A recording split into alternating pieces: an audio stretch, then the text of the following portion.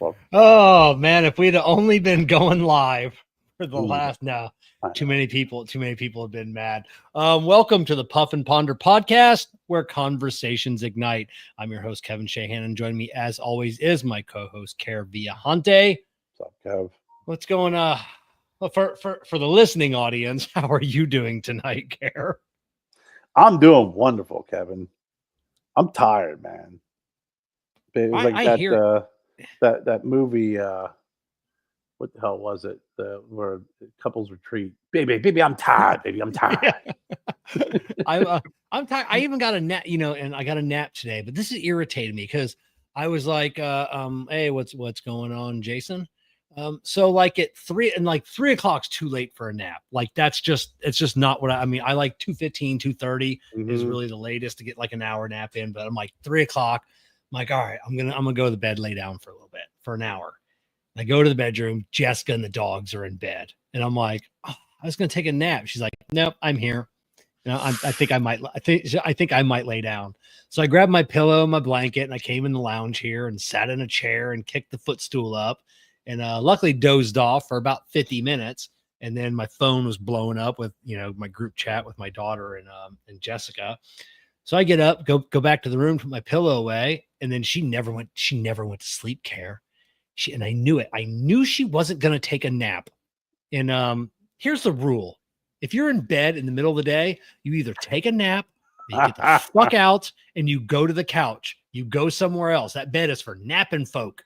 And that So was what was it? She just wanted to stay comfy in bed, or do you think it yeah, was yeah. a? She Or do wanted. you think it was or do you think that there was something deeper, like I don't want Kevin to No. She considered napping. She considers nap? Okay. taking naps, but she doesn't commit to it.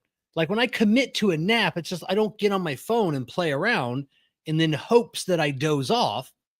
I nap. I'm like, hey, I'm gonna be napping. I'm going to sleep in Right. 5 minutes. I'm gonna be asleep. I don't fuck around, Right. And then for an hour, I'm like, no, well, so kind of room. But Funny. now I got my knee brace on because I'm 6'1", curled up in a chair and a footstool, taking a nap, and now my knee is in an awkward position, and Mm. so yeah, that sucks.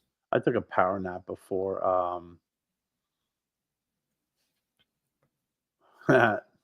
Innocent. What's going on, bro?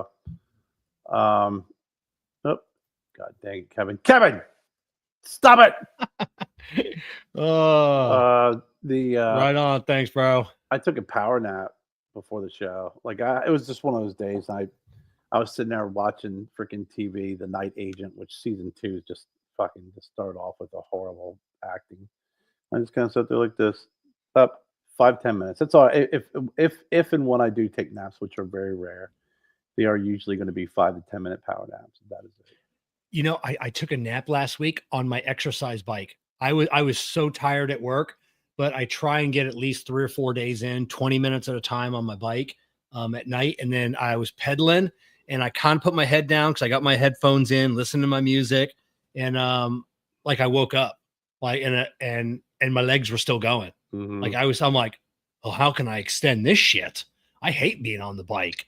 Like, so that's my goal now, is trying to figure out how long that I can nap and still have my body do the work. Cause that right there, that's the goal, is just figure out some, exercise while you're sleeping. You don't have to muscle through it. Mm-hmm. So I gotta, Yeah. I gotta figure out how to extend that length. Yeah. I'm not a very big napper, like I said, and I literally will nap for like honestly, it's 5-10 minutes. I mean, there's been times where I've really exhausted. I may take a little bit longer of a nap, but all in all, man, I can't do it. I can't do. Some folks can lay down for 30 minutes. Some people can do an hour nap. I do an hour nap, forget about it. I'm fucking done. You might as well just stick a fork in me and just call it a day, because I'll be miserable. I'll be miserable then, because I'll a little take an bit. hour nap. I'll take an hour nap before I go to bed. And then, My sister does that. My sister's yeah, like that. She got a yeah, nap before she goes to bed. yeah, I have no problem napping before I go to bed. I have no problem sleeping 7, 8, 9 hours getting up, having breakfast. I'm like, fuck it, it's 10 o'clock. I'll take a little nap. Wow. Just go right back to sleep. That. I can't do that. Yeah. I'm like Kramer, where he's like, that episode where he's like, Leonardo da Vinci every 3 hours, 20-minute nap. Therefore, he would have lived to be 120 all based off the time. I'm like that. I'm like, okay, I go to bed, I get 6 hours of sleep. I'm freaking happy. When I'm up, I'm up. I can't sleep. You talk about Leonardo da Vinci. I sent you a TikTok earlier, and it was on Pablo Picasso, and it was a comedian. And he started off and goes, anybody know when Pablo Picasso died? And he's like, 1967. He goes, I thought it was like 1513. He's like, Pablo Picasso watched 6 Super Bowls, was able to drink Mountain Dew, and he drove a car. Yeah. And he goes, think about it. And I'm like, get out of here. Yeah. Yeah. It's like when Bill Burr talks about Scientology, he goes, who started L. Ron Hubbard? He goes, he had a driver's license. Oh man. What are you enjoying tonight? What do you got puffing on there? Well, I'm going to show you what I'm puffing on there, and then I was wondering, do you got to do some reading too? Oh, I do. So we'll say what we're enjoying. I'm enjoying the Grand Robusto or Robusto Grande. This is the Edition 35. This is a 6x54. Oh, right on. 6x56. I lie. 6x56. I didn't want to go all the way to 60 ring gauge, but it's a 6x56. The cigar band fits perfectly in the back. So this is a perfect size for me. I have had some 6x60s.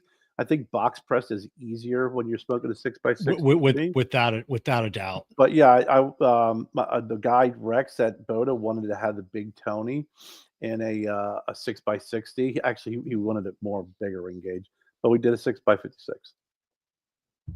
So you're at yourself.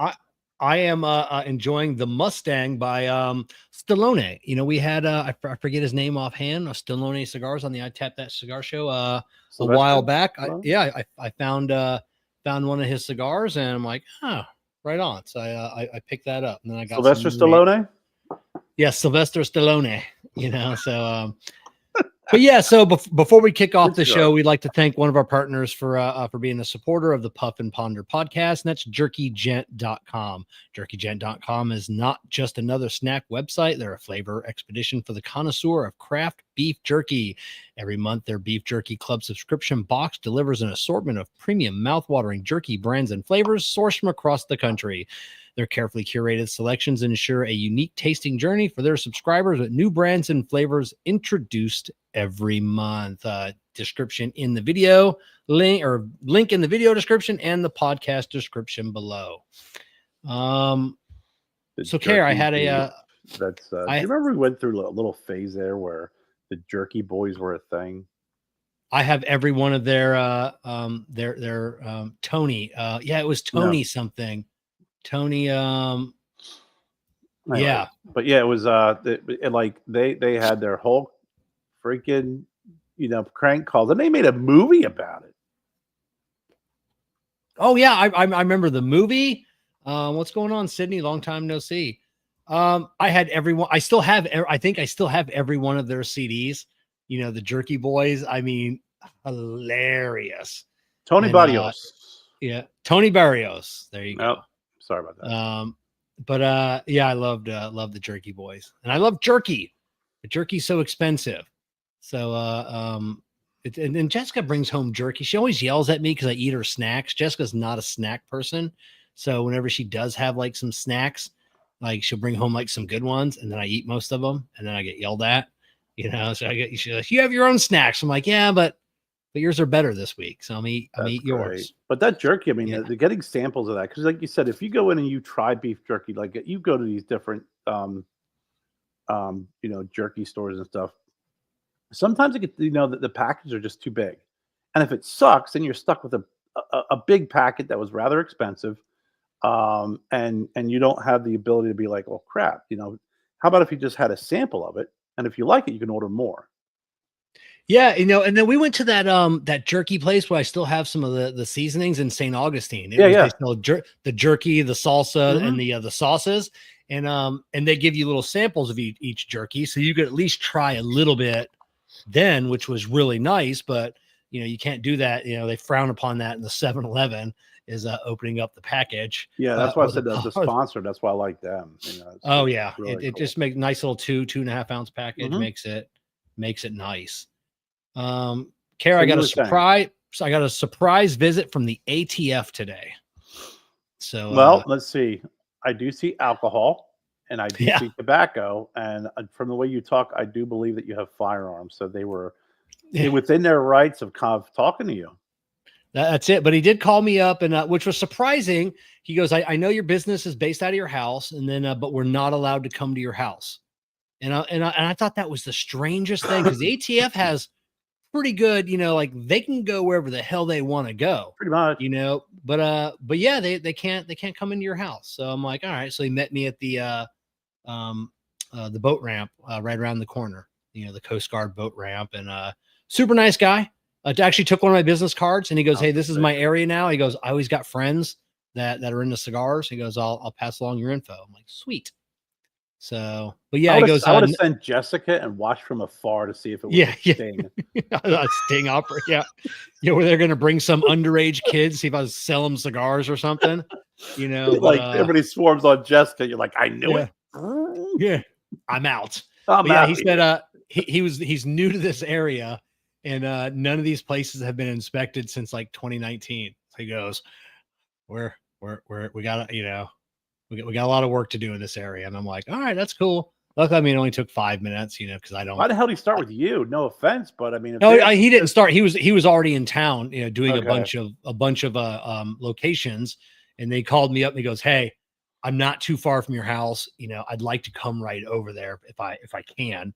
If we can meet somewhere near your house. I'm like, yeah, that's fine. All I had to do is bring a picture of my tobacco license and my last couple invoices where I bought cigars for resale. And then that was it. Asked me, how, if I age verify, and I go, yeah, that's all done by my website. It's all electronic. My credit card company all does the age verification. So minors cannot, unless they steal their parents' credit card. Right. Yeah. There's no way they can, but I go, at the end of the day, that's not my fault. So You do an age verification at your website in the beginning. Whatever happens from that point going forward is kind of out of your control. And even the age verification is kind of like, let's call it what it is. Things are going to, I guess, in Florida, the what is it, Pornhub, or there's some porn spots down where you have to verify with your driver's license. Well, no, they pulled out So completely. they pulled out completely. Yeah. Yeah. Whatever company, like that parent company that owns multiple of those sites, they pulled out of Florida completely. Like there's no age verification at all. They just thought they were doing a driver's license, because I remember reading that. The other sites, I guess, that was the driver's license thing. And then but yeah, the one company, I forget, what their parent company is called. They just pulled out completely. They're like, no, we're just shutting it down until they change that. Oh man, that ADV is such a good cigar, man. La Aurora? No, Adventura. Adventura. Oh, I was thinking of ADN. Yeah. The DNA. La Aurora. The Secret Society. Yeah, okay. I was a little. I think I'm still waking up a little bit here. So the ATF, everything went fine. You're not. Yeah. He didn't place a freaking bug on you or anything. No, super cool guy. He says, all right, I'll see you next year at the same time. And I'm like, all right, give me a holler. And then that was it. Yeah, I mean, because we don't sell cigarettes, we don't sell vape, we don't sell any other nicotine products, no alcohol. So I don't have to worry about tax stamps or anything else. And he goes, yeah, you work out of your house, it's not. And I go, yeah, it's not public. People don't come in. People don't spend money at my house. Everything's done online. So he goes, all right, this one was easy. So we were done. That's interesting. Yeah. I was a little nervous when they called. It's like when I got that phone call from the FAA, and boy, about the drone thing, about the drone video, boy, that was good thing I was a nice guy on that, because they could have fucked me.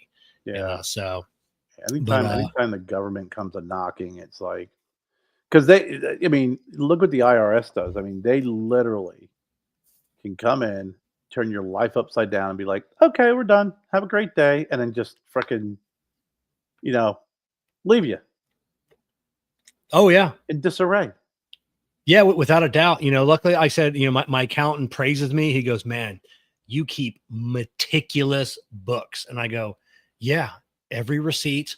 I don't do the bullshit. I don't write off, even if it is a dinner, food and beverage. I don't write any of it off. None of it, just because I don't want ever to be an issue. I write off hotel rooms for trade shows and things like that, Yeah. but none of the food, nothing, because like I said, I don't want them. Well, did you really, what did you talk about? Was this business? And I'm like, no, just not doing it. So No, I guess that's a good conservative way, and better to be safe than sorry. Don't. I mean, it's one of those things where, um, you know, you don't want to raise any red flags, or at least have something out there that gets them to start picking at the yeah, scab. yep. Because let's face it, it's like anything else. When you start peeling back the onions, they'll find something. You start peeling back the onion, no matter how good you are, they'll find something, or they'll make a big deal out of something that you may not have known. But yeah, you just want to Oh kind yeah, of yeah. There's probably things I'm doing wrong that I'm not telling my accountant, that he's not catching, but he Mhm. does give me. I mean, I got a pamphlet every year it's every bit of 40 pages that he sends me with. It's got to have 1,000 questions on it. Answer yes, no, and if you answer yes to any of these, you got to give details, and so he prepares me really well, so I Yeah. know, and that gives me an idea throughout the year of what I'm like. Oh, hey, I remember this question on my sheet, so But What T-shirt are you wearing? Because it kind of looks like the from Up, where he's got all of his little pins or bottle caps on there from his scout troop. Well, Bill Nye, the Science Guy, invited me personally during a podcast I was watching to join the Planetary Society. He did a podcast with Neil deGrasse Tyson. They're really good friends, and he talked about all the work that the Planetary Society does. And Bill Nye is the president this year, so I joined. These are all the planets. They even have Pluto on there. So Really? Really? yes. They even have Pluto. No So, kidding. yeah, I think there's some moons as well, because there's a lot more. There's 4, 8, I was 12, gonna say, dude, 16. that's I think I don't there's know about you, 20. Kev. I don't know about you, Kev. I know that geography is not your thing, so we Oh, can yeah. expand geography outside of the orbit Oh, yeah. of the Earth. Is Titus on Yeah. there or Europa? Yeah. There's Callisto. Yeah, There's that's a moon. yeah. Yeah. So there are some moons on. There's Europa. Yeah, some of those moons Yeah. are just as big as planets. I mean, the ones that are circling Saturn and Oh, Jupiter. yeah. Yeah. Europa has the best, they say, and they say that most likely that we're never going to find life on planets. We're most likely going to find life on the moons. Yeah, You yeah. know, so, but, yeah, so that's what they are. They're planets. So it was only like Kevin is truly Sheldon. Yep. So I don't know. It was only, it's not too much, like $50 a year or something, to join, and it all goes to, it's all a nonprofit, and so it's I'll join. I mean, if Bill Nye, the Science Guy, I mean, so even though I don't believe in some of his newfound political beliefs and aspirations, and Still not. which Just stick to stick. fucking I, your whether your astronomy, your I know. your Neil deGrasse Tyson, same thing. It's like, listen, stay in your lane. The old saying, right? Stay in your lane. I don't want to know. Entertain me. Give me knowledge, because I don't want I don't want to learn something about you. Not that I don't not that I don't like it, but it's like I don't want to hear it. No. I don't want to hear it. I want to expand my knowledge on the universe. I don't want to know about, like Jenica, stick to the potato clock. Yes. Yep, Just that's stick to the right. potato. Teach me. So, but yeah. Either way, he's. I grew up watching Bill Nye, the Science Guy. So If you're a physicist, be a physicist. That's it. That's all. That's it. That's all I want to know. The actors, the sports players, dance for me. Dance Yep. for me. Just my little monkeys, dance for me. And do your thing of what you're being paid for. And that's it. I don't want to know. Not that they don't have a right to Oh say yeah, that, listen, but again, but you know, I do think that listen, it's like anything else. The Dixie Chicks learned the lesson the hard way, yeah, right? I know personally, like I am a huge, I admit, and I always have said, my musical taste like ends somewhere around 1996. yeah, It just does, right? Anything prior to that, yes. Anything after that, not so much. So I was like in my 20s during the whole grunge era, yeah, at its height, and I love Pearl Jam. But I didn't go to some of the Pearl Jam concerts because I'm like, listen, Eddie, here's the deal. All right, you're talented. You have a ridiculous skill of writing the most prolific lyrics and music.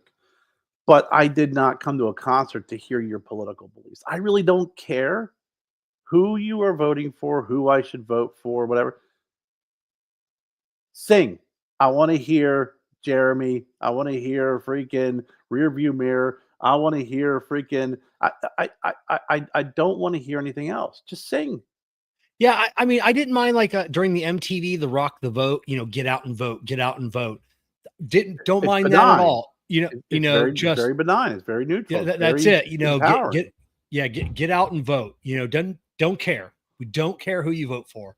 Get out and vote. That's what I want to. That's what I want to see. Yep, and Eddie So Vedder, the one concert, he changed the lyrics to "Yellow Ledbetter" to be some sort of anti-war thing. I'm like, whoa, whoa, whoa, whoa! You know, yeah. you didn't see Robert Plant up there, "Stairway to Heaven," changing those lyrics. It doesn't work that way. But you mentioned paying the $50 for the for your membership and for your T-shirt. Um, I want to bring up something tonight that Jennifer and I kind of encountered, and we've been going over our bills the last couple of days Yeah. because It's never good. Ignore it, the bills. it No. well, yeah, exactly. Yeah. But Yeah. but here's the deal, right? Things are no longer this very linear process when it comes to bills. It's not like I can go, hey, here's my electric bill, here's my cable bill, here's this, here's that. There's so many miscellaneous charges, especially when they're coming through when there's charges on a phone, or like you have Amazon Prime and it's like, well, I got HBO Max through Amazon Prime. And then it comes through as a separate charge and it's through your Apple account because your Apple account's hooked up Yeah. through Amazon Prime. And then it comes through with absolutely no notification, like no identification rather. No identification. Yes. All it says is Apple iPay, blah, blah, blah. And then you're like, Yeah. 1059 and you realize it's 999 with 6% sales tax. So the one thing that recently happened, and I want to share with everybody because we've kind of be careful for what you wish for. So for the longest time, we always you heard it all the time. We complain that the monopoly of cable, right? I don't have cable options in my area. All I am offered is that's it. Then came along, Direct TV or whatever. Then you had to have someone put a big effing satellite dish on your home, Yeah. which gave to be a pain in the ass. And if it rained, it went out. Then they started to modify all these different services. Now everything has become a la carte. Yeah. So now, they've created mini monopolies because it's like, okay, great. If I want Sling or if I want this, I can get my regular channels. I can buy HBO separately. I can buy Cinemax separately. I can buy Stars separately. And then when they start coming out with these shows, I think they do this on purpose, where every one of these services has a great show.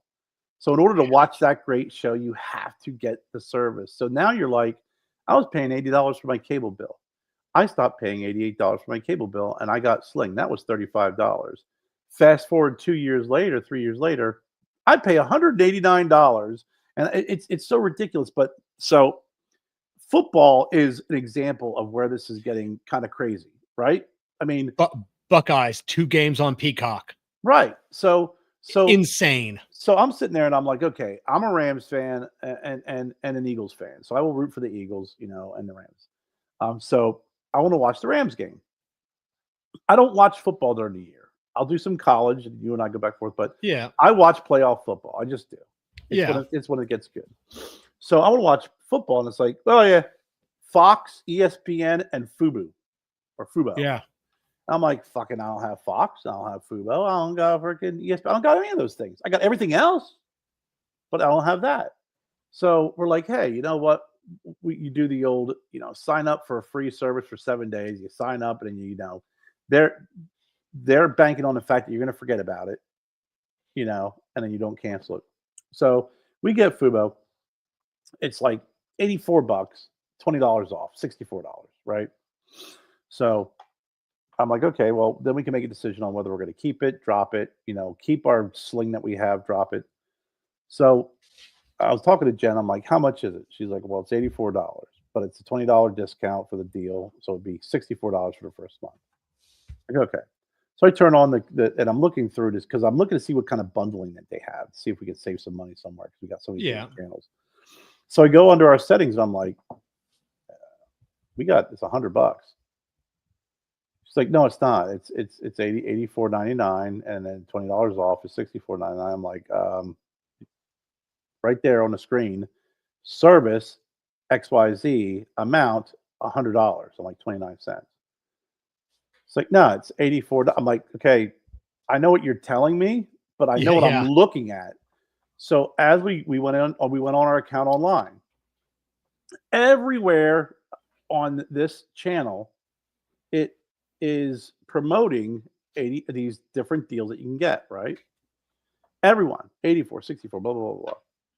So when I start digging in a little bit deeper, they charge, and they don't tell you this, they charge a regional sports fee. Yep. And it changes from region to region. Ours is $15.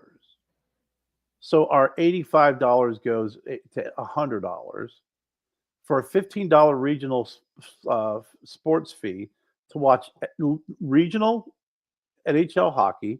I don't want to see the fucking, Carolina Panthers or the Carolina Hurricanes. Basketball, I don't want to see the Hornets. But they don't have that anywhere in there. It's not until you sign up, and all of a sudden it's like, boom, there it is on the charge. So just whenever you get these different services, or you'll see, hey, it's only this much, then this much, and it jacks up. Be very careful. Look at the between the lines, read between the lines, because a lot of these services will end up jacking you up, and really it's not prominently displayed anywhere on their website. And the one thing that I would stress for everybody to do, I know there's a couple credit card companies that offer it. I love that my Capital One offers it for most reoccurring subscriptions. If it's like a year thing, like I had some magazines where it's like, oh, man, there's no way I'm going to know in a year. Remember that. I just had one that renewed and I disputed it on PayPal. I go, hey, they didn't tell me in advance that it was renewing. I would have canceled it. You cannot go to the website and cancel. I looked everywhere on the website. There's no way to log in. And I go, that's against the law. I go, that's against FCC regulations for them to make it unduly hard to undo a Zoom's website. like that. But what's that? Zoom's like that. Yeah. Oh, is it? Yeah. So So Capital One, I go to CapitalOne.com, log into my account, and then I create a new credit card number. And it's a one-time only credit card number. It works once, and that is it. So I can have a subscription, or if I want to try like a 7-day trial, 30-day trial of something, I can put in the credit card number that Capital One gives me. Okay. It links to my account. The first charge that goes through, when they try to bill it again, it gets declined. And Capital One, we don't have that card. There's no card with that number in existence. That's pretty cool. So yeah, Capital One, I think Discover, there's a few. I think there's probably a lot of them now that offer it, but it's such an easy way to go. Like I said, you want to do that 7-day trial and you're setting the alarm in your phone for 7 days. Cause I used to have to do that with Sirius XM. Yeah. Every year, I would call up, hey, I want to cancel my subscription for next month. Oh, if you stay, we can offer you this. I'm like, okay. So Yeah. finally last Yep. year when I did the same thing, the young lady goes, here's what we're going to do.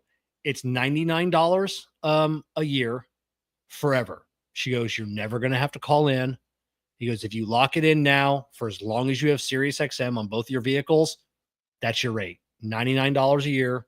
And I'm like, done. So I never have to call again to try and fight this, because it was always $99 and then it goes up to like $300. Oh, but love the bio. Thank you very much. Everybody always compliments the biohazard bag. Absolutely, absolutely love that. Well, that's a good deal, and it's good when Jeff, they what's do going that. on? What's up, Jeff? Oh yeah. Yeah, it's pretty cool when they do that. But I love that card idea because, like I said, when Jen signed up for it, she didn't know it's not on there.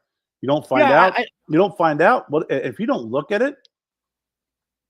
Next and, time you get charged, you're like $100 fucking. and What then the and then you fuck? and then there's no way to know sometimes. Like when I get my credit card statement, it's like, oh, it's a $3.99 for whatever bullshit company out of wherever. And Mhm. I'm like, I don't even know I don't even know how to cancel this.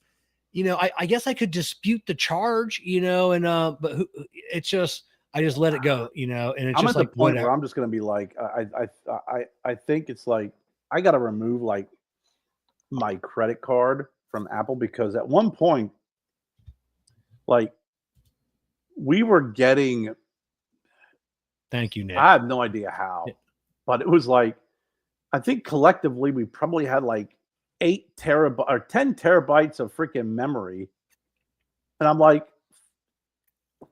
but we don't even use one. Oh yeah. So it's or the Apple service, the Apple Care.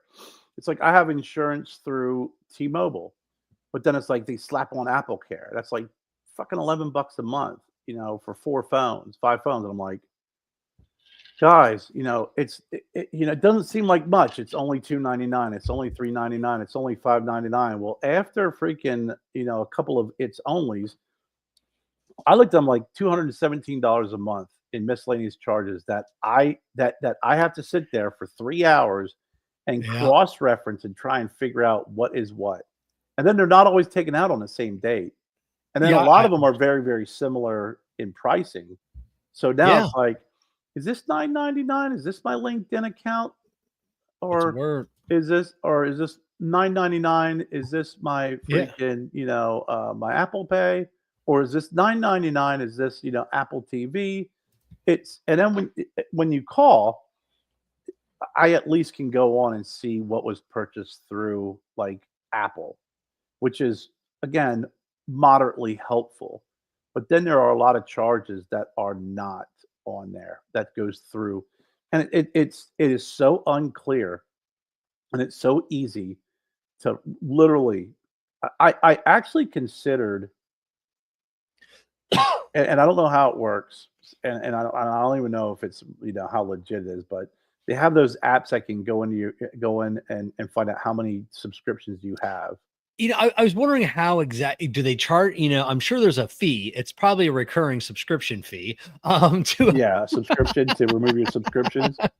so but you notate the phone. So for years, Wells Fargo, who I do all my banking with, they had and they still do have a deal, which I still have it. If you pay your cell phone bill through your Wells Fargo credit card, your credit card automatically gets you 2 free screens a year if you crack your screen, and it's Okay. free. You don't pay any insurance. It just not you just got to pay your bill with their credit card, and that's it. And then when I went, finally a couple years ago, and the phones are getting more and more expensive, I had to get the Samsung Care because it included theft. If it gets stolen. It's Rocket So Money, True Bill. So he apparently that there are some of these apps to manage your subscriptions, but like they can manage your subscriptions, but do you have to enter each subscription? Because I'm looking for something that I don't want to have to dig through my subscriptions. I want someone who's going to go in no, and say, Carrie, here you are, Care. Here's your profile. Here's all your subscriptions. Here's where they're going. What do you want to cancel? What do you want to keep? So from what I've seen online, it was you just put in your name and phone number, and then they'll dig through and find them for you. And that's what, and you don't have to put anything else in, Okay. so yeah, scans your mails, I believe. Yeah, so I'm not sure how they all work, but Might find some subscriptions don't want to be found. yeah. But yeah, it's I get them too, every now and it's like, what is this? And it's like, I don't know, $3, $4. I'm like, fuck it, I don't care. I don't have that many. Jessica just went through hers last year because Gabby and her with the phones, and they'd have all these apps for these games and everything else. Oh, and like you said, it was only 99 cents or $1.99 through the app store. But when you add them up, and the next thing you know, it's $50-$60 a month. For right. then she'll go to Gabby's like, hey, when's the last time you did this? And then she's like, oh, I don't know. It's like, well, it's canceled now. It's done. I mean, I had a couple of apps on mine that I was using for work. Like I had DocuSign, Yeah. not DocuSign, it was UScan.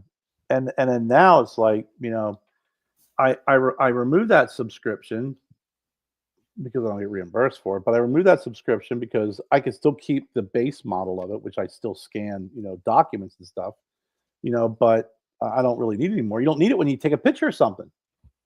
Yeah. Samsung has a picture to PDF.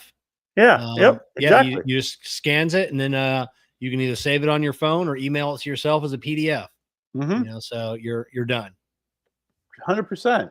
I mean, it is just so much, and it's like it honestly was giving me it was very frustrating because it was very exhausting, and I had like three tabs of spreadsheets at one point looking at this and going, I still can't make heads or tails out of this, which is pretty bad, you know.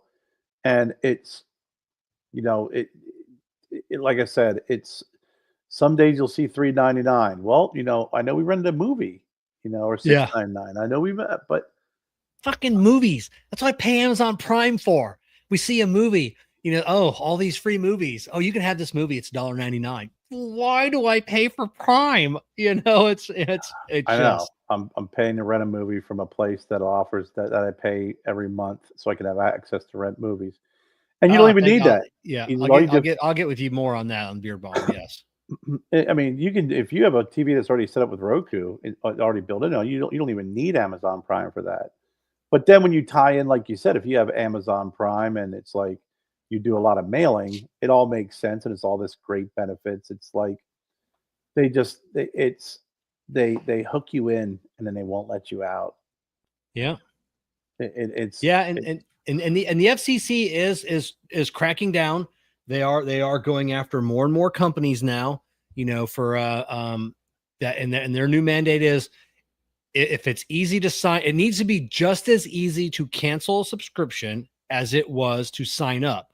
If you allow someone to sign up online, you cannot have them, because I've had it before where you have to call. It's like, God, I don't want to call anybody and sit on the phone. And so the next thing you know, it's like, an hour later, and I just, they're trying to keep you on that subscription. Well, we'll give you 6 more months free. And you're like, okay. yeah. And it's just, but yeah, you need to be able to go online. You need to be able to unclick and cancel your subscription. Yeah, I think it was Zoom that I had that issue where it was like, trying to find an area to to you know to get rid of my subscription was very painful.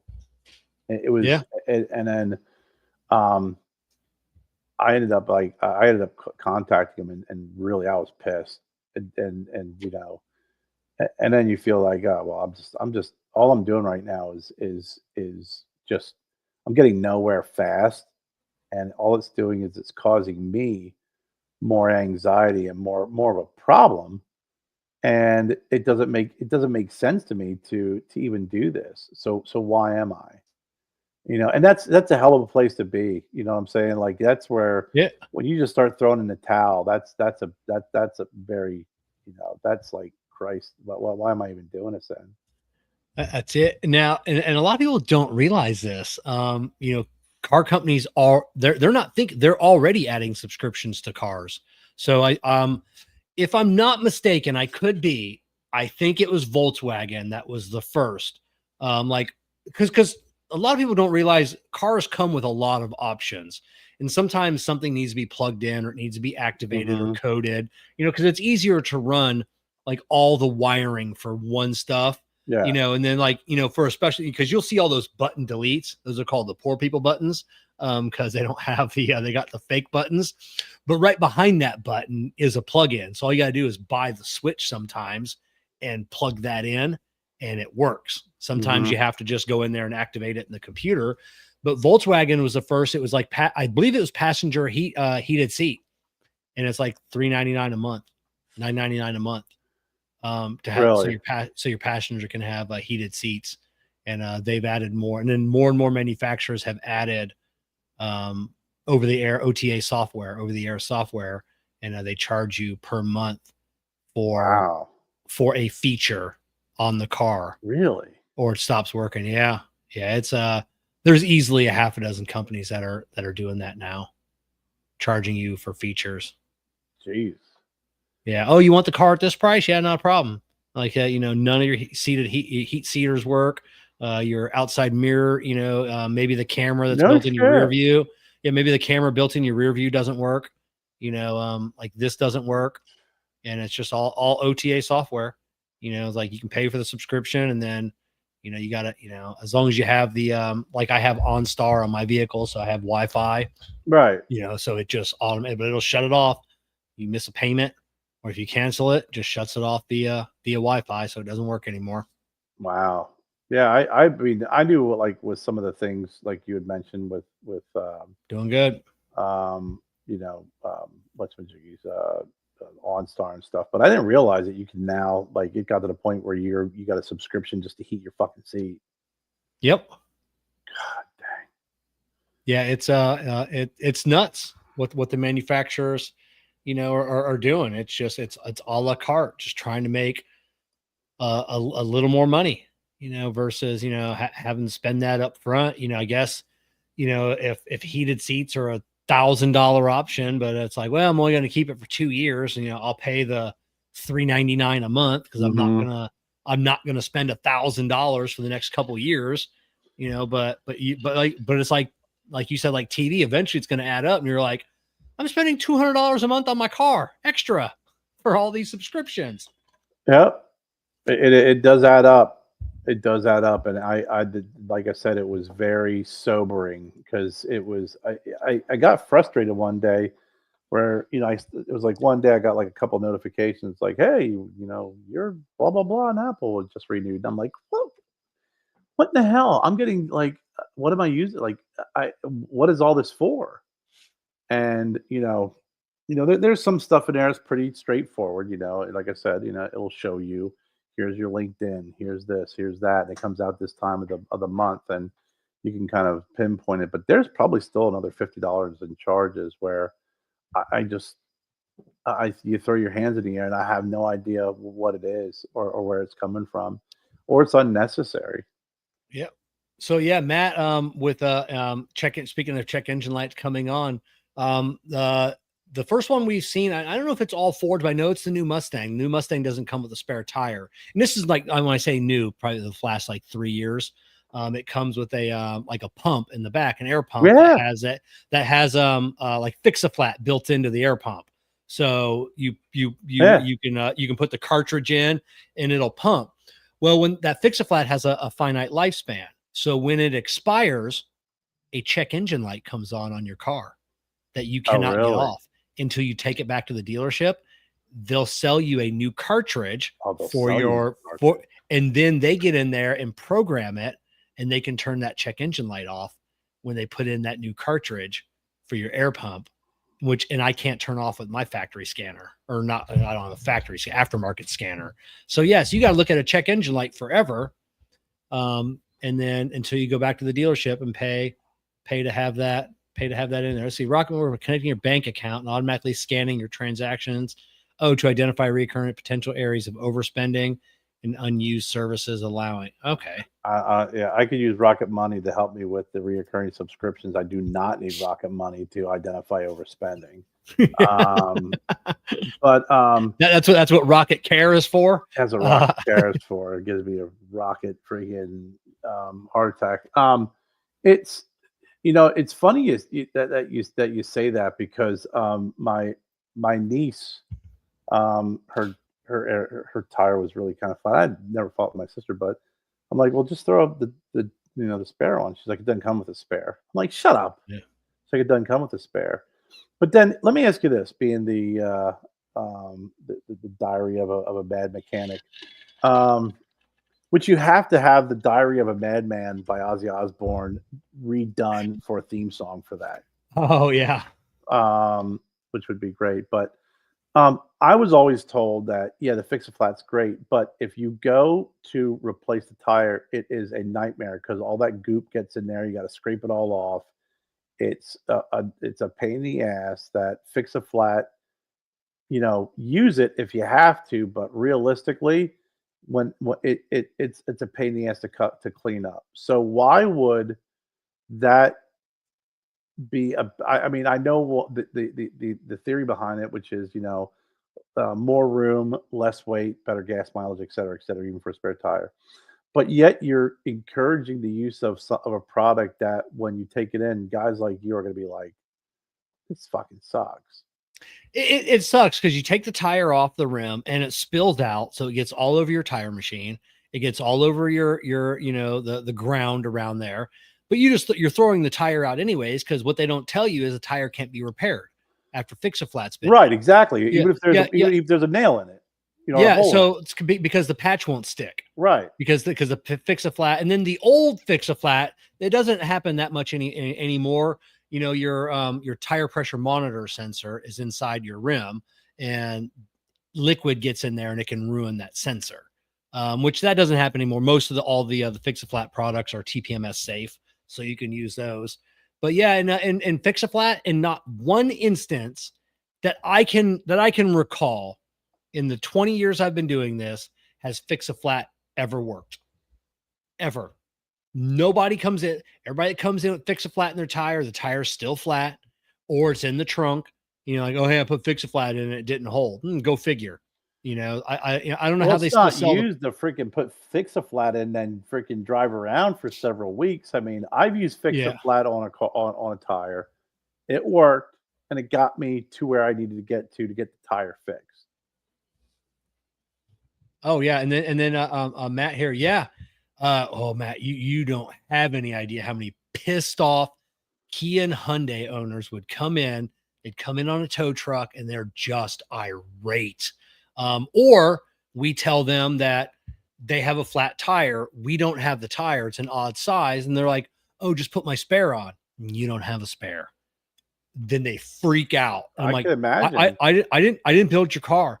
Well, they didn't tell me that. No, they don't. And then Matt, not only do they not give you a spare tire, they don't give you a spare tire well. So you can't even buy a spare tire and put it.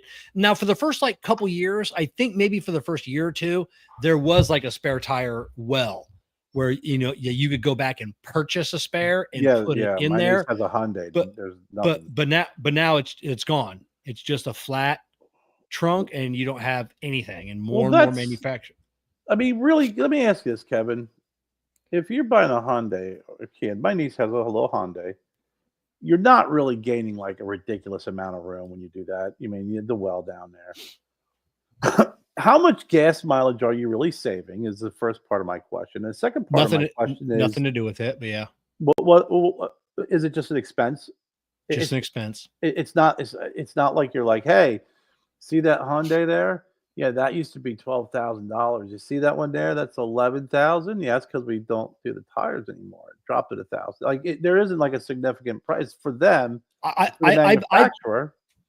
bet removing a spare tire from a vehicle will save $1,000 on a car. When you're buying it? I bet that spare, not having a spare, they can offer that car for $1,000 less. Really? Because it's, it's not just the cost. You got to think of just not just the cost of putting that, a spare tire, for Kia and Hyundai can't be more than $25, total package for as I know much the as they're whole not, construction part and the whole building of the car savings. I mean, I get that part. but it's the logistics. They don't pay a guy to procure spare tires and rims from two separate companies. They're not paying to have them mounted. They're not paying for storage in a warehouse. They're not thinking, of having to get them in, and Right. maybe that load of spare tires don't come in on time, so those cars don't get finished. So by deleting a spare tire, you're deleting an entire supply chain. Right. You're It's deleting a potentially whole silo. a whole silo. So it's not about deleting a $25 spare tire. It's saving tens of millions of Right. dollars. So when you factor that into every single car, you could probably knock $1,000 off of a car by not putting a $25 spare tire in a car. The reason why I asked that question is, brought up some good points here. One of them is, that sounds great. I get my car, drive down the road, I get a flat. It's too bad for fix a flat. Yeah. Now I got to pay for a tow truck. Now it's got to get towed to the shop, and I got to pay for a brand new tire. My benefit of having a car $1,000 cheaper may not equate to the cost of the towing and the new tire, but the time. Where where do you get that flat tire? Is it in a freaking dangerous highway? Did the tire, I think that it comes with a lot of potential, a lot of variables where a lot of folks don't realize it until you actually are involved in it. And then it's like, well, shit, this fix a flat, this isn't, I can't do fix a flat. Now I gotta get towed. That's it. There's a lot of things that people don't realize when they're going out. There are a lot of people that will drive a 10-year-old car, and you have a fixed maintenance cost. And then we see it all the time, and they'll buy like we had a guy recently. He had an older, it was probably 15 years old Chevy pickup, little 4.3 V6, takes 4.745 quarts of oil. His oil changes were always, $45, $35, whatever it was. He just used regular oil, and he went out and bought a newer, I think it was 22 or 23 Chevy Silverado, 6.2 liter. And he's all proud of it. And he's like, I've been saving this, my dream truck. Comes in for an oil change. And then, it was like $100 anymore. It was like $145 or $150. And he goes, what the fuck? And I go, yeah, you hold 8.5 quarts of full synthetic oil. And he's like, what? And I go, yeah. And like, they don't tell you little things like that. They don't tell you, Kia and Hyundai owners, and all of the Kia and Hyundai owners there, because for the most part, I've met some really nice Kia and Hyundai owners that take care of their vehicles. Money is no issue.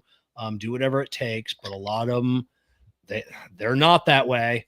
I met some really nice Kia and Hyundai owners. That sounds horrible. But we owned a Hyundai, Kevin. But I've also met some broke ass Kia and Hyundai owners. They go out and they buy a new Hyundai or Kia, and then like they'll drive it, and then they'll get a flat tire.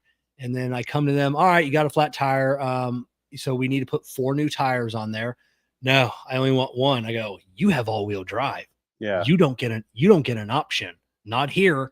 I said, you want about screwing your car up, put 1 tire on it. You got 4 bald tires, put 1 brand new tire on there. And let me see, people like, I'll sign something. I go, that's not how we work. I go, you are more than welcome to have it towed somewhere. Right. We're not destroying your transfer case, because I know what's going to happen is when that happens in 2 weeks, you're like, well, they never told me that. Yeah. And people always say, well, I'm not that way. Well, you're not until you blow up a transfer case and the dealership tells you it's $4,000. And they're like, well, I'm gonna get Tires Plus to pay for that.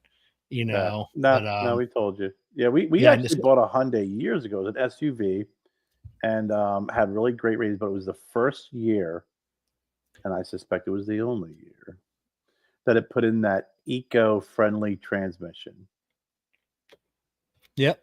That needed to be replaced after less than 30 days on the road, which they did not have available, which they had to get from Korea Yeah. and wait for it to get there. And then, you know, remember we had that conversation about the engine. Remember when Yeah. we had that issue at the engine? I was like, I get my oil change. Like it's like we got extended warranty on it. We are religious with it. You know, here's what this. Well, you don't have a copy of this one oil change. I'm like, well, it's because we got it here. We got it. Well, I don't know if we can another one. With the engine, it looks like that. You know, there's some sludge in there. How the hell can be sludge in the engine? It's got 50,000 miles on it. You know, and then it got into that, and then you and I got in that conversation on those smaller engines, on you know how they burn oil and how there's buildup, and it's very sobering when you're faced with those conversations and realities, especially when you're a car owner and you're not a mechanic. I mean, I know enough to know what the fuck's up, but I don't, you know, nowhere near you. But it's just blows my mind. It is. We had a Hyundai in on Friday, and it was for a check engine light came on. They pulled up because I had to get some air in their tires. And they're like, "Hey, my check engine light on." So the other technician goes out and scans it, and he goes, "I don't know what this code is." And he goes, "I've never seen it before." And it, you know, knock sensor code on a Hyundai. And he goes, "That's unheard of." And I go, "What code do you have?" And he said the code, and he goes, "Knock sensor." I go, "That's the knock of death code." And the customer goes, "What does that mean?" I go, "You got about 2 weeks. Your motor blows up." And he's like, "What?" And I go, "Yeah, it's piston slap." And that's what's setting that knock code. I go, your engine's about to let go. And they were like, they didn't know what to do. And I'm like, "Yeah, I don't know what to tell you. You know, Yeah, you're it's done. It's there's a reason why they call it the knock of death." I go, your engine's about to let go. Hopefully you got a warranty on it. If just go not, trade it in. clear that fucking light and go trade it in. But Hyundai, at least the one up in Sarasota where a buddy of mine works, they're pretty good about it. Of scanning, they plug in their computer in, because I can plug my computer in and I can tell you if someone's cleared the codes, you know, because people will bring in their vehicle and for like a pre-inspection buy. And if it's a really good customer, I'll plug my scanner in real quick and I'll tell them, I said, someone was in here recently and cleared a bunch of codes. And I said, I can't tell what they cleared. Right. I can only see that the life cycle has been reset back to like 10, and it should be 10,000, 12,000, 15,000, whatever. So I go, I wonder what they cleared. You know, maybe it was just an evap code. Maybe it was just a gas cap. Yeah. They just cleared it. I go, I don't know, but but someone's hiding something from you. That's crazy. What's going on? Cowboy Karate TV. Let's see. Nissan's gotten bad as well. You can't even change a wheel seal or rear main seal. They only offer to. Yeah, it's getting bad. It's getting bad with components. We just bought another Altima, you know, like a year or so ago. I've owned several Nissans and always had really good luck with them. I mean, I owned a Nissan Sentra years ago when I worked at Enterprise Rent a Car. Then I bought a Pathfinder. That ran for a few years, was great. Traded in, and then I bought an '06 Altima. And I eventually traded that in as it was smoking in the dealership with 300,000 miles on it. Yeah, Nissan got real bad in 2020, 2019, 2020 when they switched over to gas direct injection, which a lot of companies had. Nissan probably had the worst design, and they're having a lot of motor problems on their smaller engines, just because of the design. And then for years, the manufacturers were blaming the oil companies, you know, for the oil sludging and the oil gelling, and that's what was getting the buildup on the valves in the motor. And then so the government came down. The oil companies spent tens of millions or hundreds of millions of dollars, you know, redoing their oil packages and everything else. A couple of years go by, still having these issues with the engines. Finally, engineers got together and was like, bad design. Not just Nissan, all GDI gas direct injection motors. here's the inherent flaw, because it used to be your fuel injectors were pointing at your intake valve. Mhm. So it was spraying gas on the intake valve as it opened, and that's how the gas gets into the cylinder to Right. be fired. Well, that gas is a cleaner and a lubricant. It was always keeping that intake valve clean. Well, they Mhm. went to gas direct injection, to where like an old fuel injector, you might have 60 pounds per square inch, 120 pounds per square inch. Now the new valves are running 10,000 psi, but they're directly in the cylinder, firing directly on top of the piston. So now there's nothing keeping that intake valve clean, and the intake valves are getting carboned up, and just getting a bunch of crap on them. Yeah, the Ram 4th gen. Yeah, bad. Yeah, it's especially the diesels. But yeah, so now the manufacturers, or some manufacturers, are adding an extra intake valve in the side of the engine that just kind of missed everything inside the intake. So it kind of gets on everything and helps clean it out. But yeah, Nissan was the worst on the design, and they had cars just backed up out. They didn't know what to do for like a couple of years. They didn't know what to do. And now there's cleaning procedures and everything else you can have done. I'll eventually have the cleaning procedure done on mine. I'll take it in and have the intake pulled off and have the full cleaning. It's $500-600, but it adds a lifetime to your car. So yeah, it's a nightmare now. You just don't know. They're building these cars with technology faster than they can test the technology, and we're seeing that.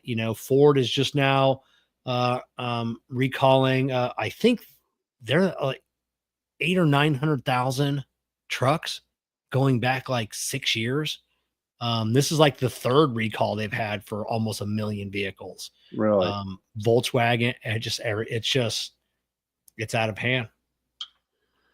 So right now, if you were to pick a vehicle that you think is a good, it's worth the money on what you're getting.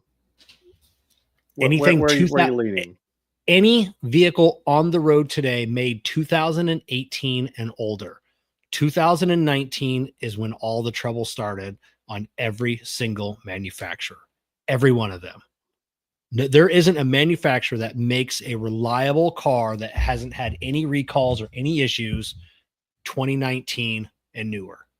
All garbage. And I drive a 2021 Silverado, or GMC pickup. Like I said, I owned it for a week and had to have it taken back in to have a new torque converter put in. I was at the dealership today. I'm dropping it off Monday because I think the transmission's about to let go, and it's under warranty, and it's a pain in the butt, so yeah, they'll probably have it for a couple of weeks.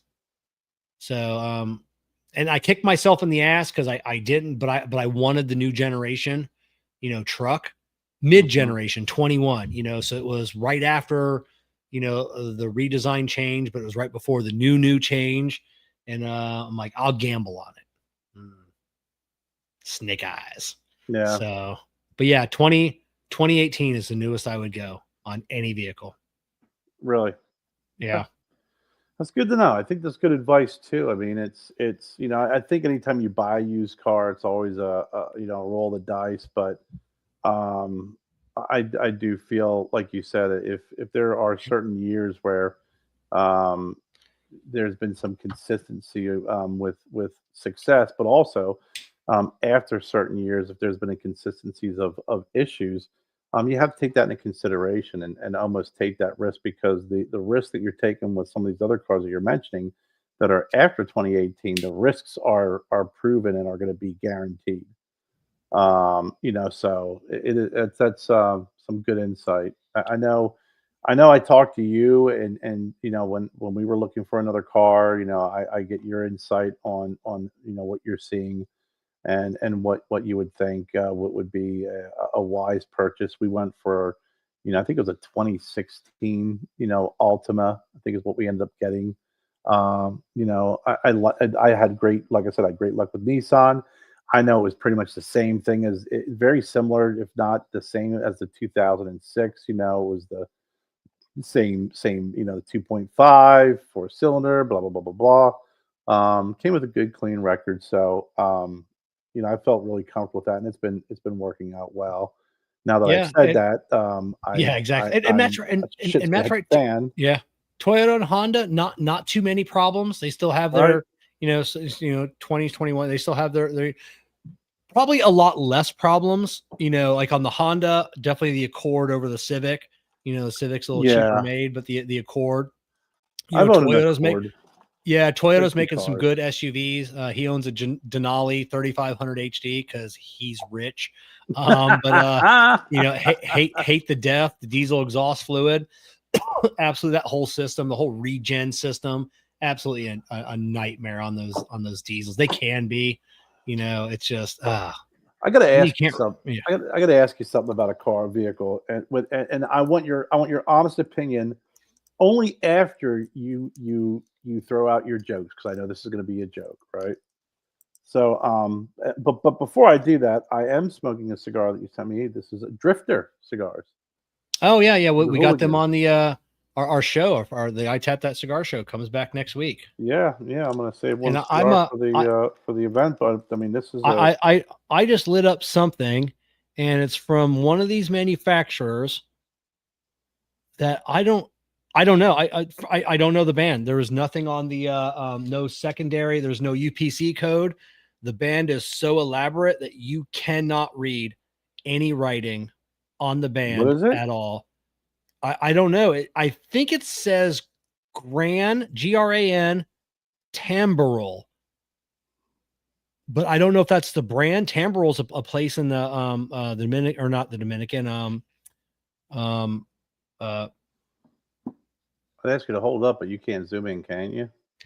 I can't, but there's no way. It's so the colors are so, it's just a horribly designed band. I think it just says Grand Tamboril on it. Is it Tamboril's in the Dominican Republic. That's right. It's is it red. It's got a shield in the middle.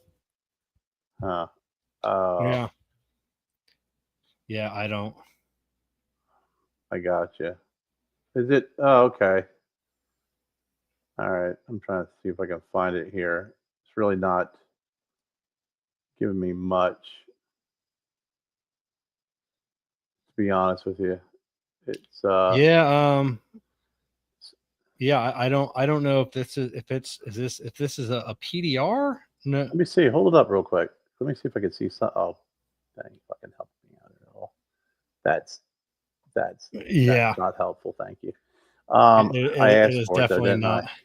And Yeah. all you see is Grand Tamboril on it. Yeah, so there's a ton of cigars that have that. I was gonna say I just narrowed it down to Um, about it 50.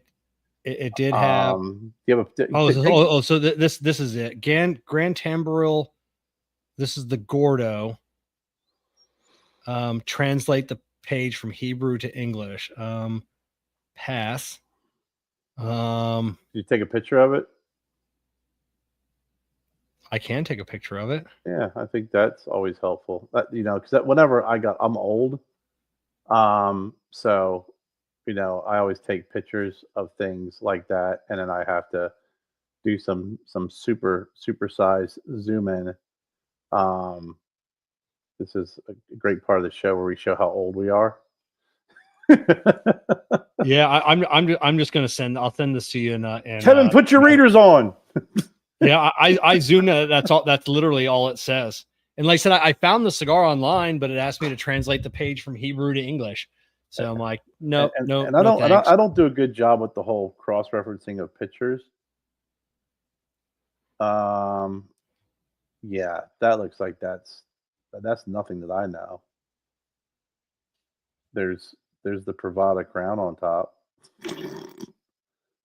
Um, no, no. Yeah, even yeah, even doing a Google reverse image search didn't is that San Giuseppe? Is that what no. So All right, we spent enough time. Everybody's getting bored Well, as hell. that's a tough Uh, one. Yeah. I was going to ask you something. I can't remember what I was saying. you said something about cars. You go. You said all jokes Oh yeah, aside. yeah, yeah. What are your thoughts on the what the hell Subarus? Subarus are good cigar or good cars. I think this is a Giuseppe. A what? Um, San Giuseppe. It it is. So San Giuseppe cigars. That's what it is. I'm pretty sure. Okay. But they're a pain in the butt to work on. They do have their their drawbacks. Biggest that Subaru doesn't make a sexy car. They never have. You know, it's just I'm talking total like reliability. If not if it's sexy or not. If it's a good running vehicle, is it they're they're something that is they're reliable? You know what I'm saying? Stuff like they're that. reliable. They're reliable, good running vehicles. It's like everything else. People always brag about Subarus go for 300, 400, 500,000 miles.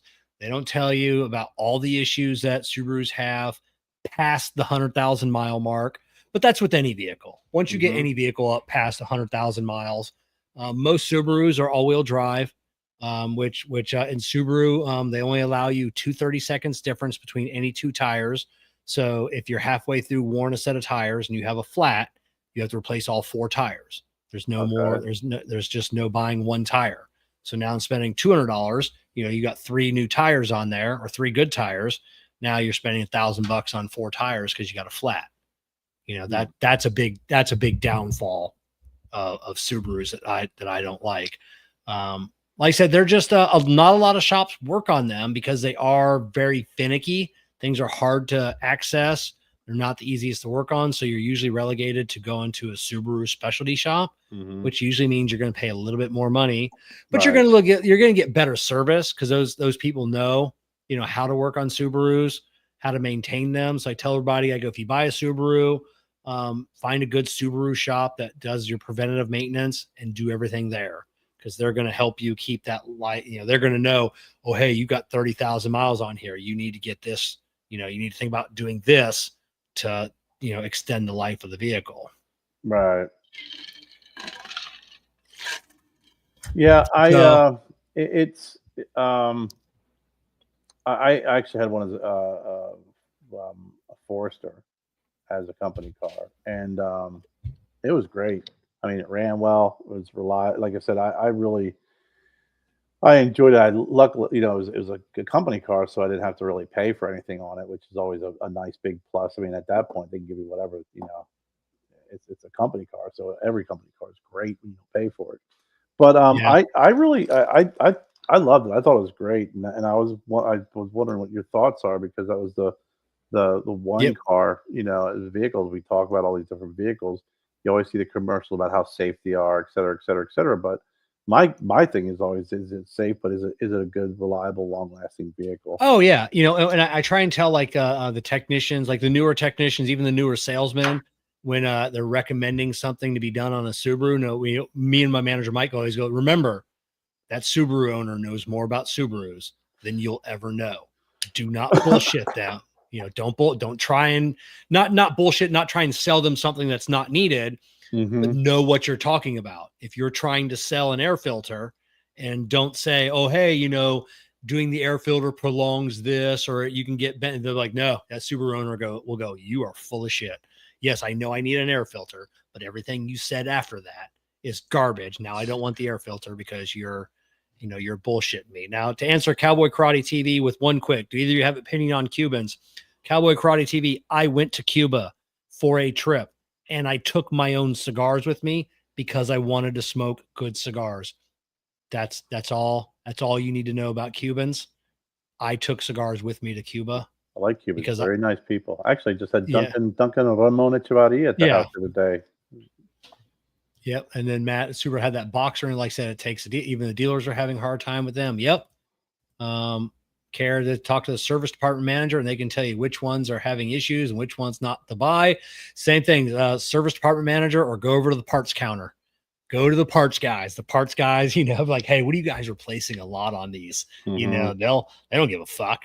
That's a whole separate part of the dealership. They'll Yeah. give you they'll give you the rundown on any particular model. But I tell people, I said, join forums, look online. Like I said, on every vehicle, what are the issues people are having with them? Some of the issues are minor and you can deal with, oh, this car goes through a lot of batteries. All right, I can deal with that. Or this car burns through wheel bearings like there's no tomorrow. It's like, stay away from this car. And it's just you got to do your research now. And even then, it's a roll of the dice.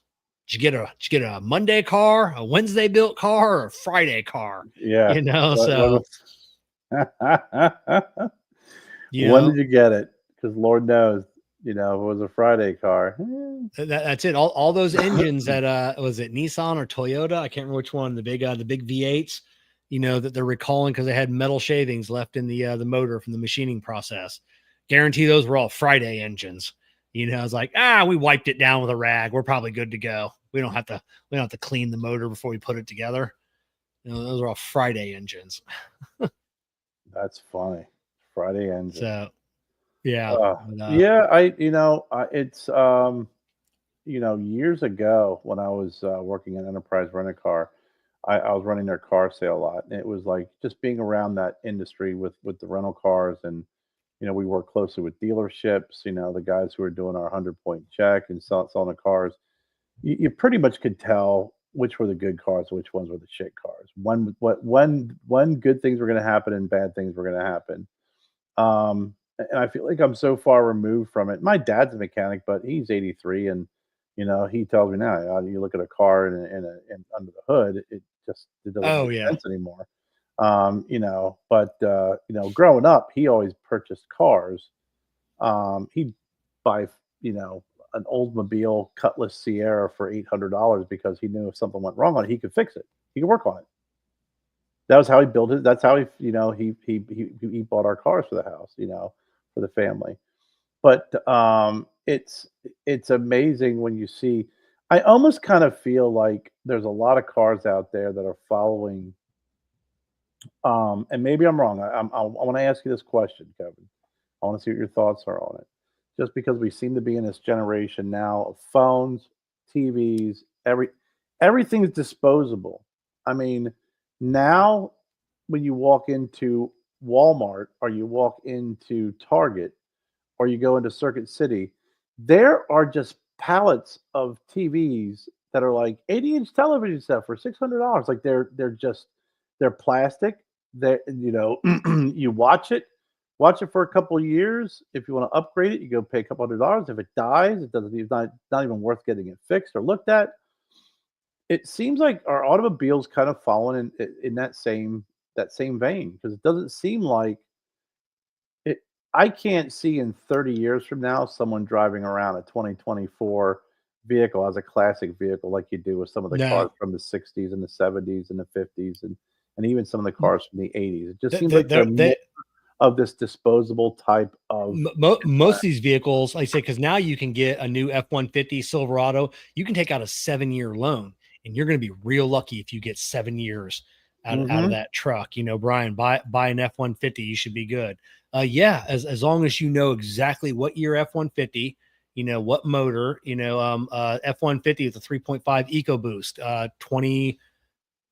2019 or whenever they came out with that, 2020 to now, a $3 coolant fitting goes bad. The body has to come off. You got to remove the body from the vehicle to change this $3 coolant fitting on the F-150. Your body has to come off. It's absolutely insane. Wow. Ford F-150s, cam phaser noises. They got a timing chain a mile long. It just. And I'm not picking on the F-150 because GM had, transmission issues, engine issues. They all did. It's absolutely, are there any Circuit Cities left? there's a few. No, there's You no know, Circuit Cities. I was thinking no, no, of oh no, oh no. I was thinking of Best Buy. Best We only Buy. have it. I think I was thinking Best Buy is in my head, and then I Yeah, think some recessive brain cell kicked out Circuit City since that was a thing. But yeah, there's no more Circuit City. yeah. We live in a throwaway world. But what's sad That's is, funny. throwaway world. Like a week or so, we had a customer buy like it was a 2024 Silverado, and like, oh hey, congratulations, you got rid of his pile of crap Silverado that had 1 million miles on it, and he paid like 50 grand for it or whatnot. I'm like, oh, you got a good deal, or usually more than that. I go to pull it in, and it's the Silverado WT, the work truck essentially. It's got rubber floor mats. It's got nothing on the inside, no creature comforts, no amenities, a tiny little radio screen with like 3 buttons on it. And it was like 50 grand. And it's like, get out of here. I mean, it's nothing. If you want a semi-loaded vehicle, a pickup truck nowadays, pickup trucks especially, you're going to pay $80 to $85,000. Matt driving my buddy's got a 2023, the GMC dually diesel, and he paid $105,000 for a 4-wheel drive dually diesel GMC Denali. That's how much I paid $105,000. for my first house. Yeah, it's absolutely, God damn. yeah. Oh yeah, yeah. Pulling the and here's one, especially on the Dodges, but it goes for Chevy and Ford because they all use the a similar high pressure fuel pump, and most of them are recommending when you buy a brand new vehicle, the first thing you need to do is you need to bulletproof the exhaust or the fuel system, and you need to replace the high pressure fuel pump on your diesel. So you buy this $105,000 diesel from the lot, and then you take it somewhere and you spend $8,000 on a new fuel pump. Why? Just so if it grenades and it lets go, it trashes the entire fuel system. Now you got a $20,000 bill. So you go in, and I think the fuel pumps are coming down in price. The aftermarket ones, the guys are getting real good at replacing them. But yeah, so you spend $100 grand on a truck, and then you take it somewhere the next day and spend $8 grand to have a new fuel pump put in. That's a better crazy. one. Absolutely insane. The Dodge Cummins, you got to have the rattle bolt replaced because they have a heater for the air, and they attach the heater. So they put a bolt through the top of this heater, and then they put a nut on the bottom side.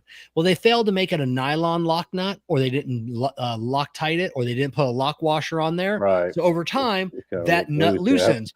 What happens to that nut when it comes off? Straight into the engine. It just clinked like a game of Plinko. Which cylinder is it going to go in today? Oh wow. So you buy a brand new Dodge, and you got to remove the tear apart the top of the turbo system, whatever the intake, to replace the washer on that nut.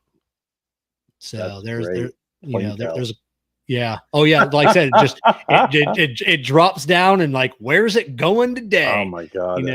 It's because it's going somewhere in that motor. But yeah, you hope maybe it gets lodged somewhere and stays there, but probably not. So you feel like the vehicles today are just kind of it's the same throwaway generation, that whole mentality. It's getting to be that way, and I know they're getting better. 2025 is looking like a really good really good deal, or really good year. I got the smoking in my Denali, paid $78K when COVID hit, and they're trying to sell the trucks fast. Oh yeah, man, COVID, that was the last good time to buy a car. Because I said they couldn't get people to buy stuff.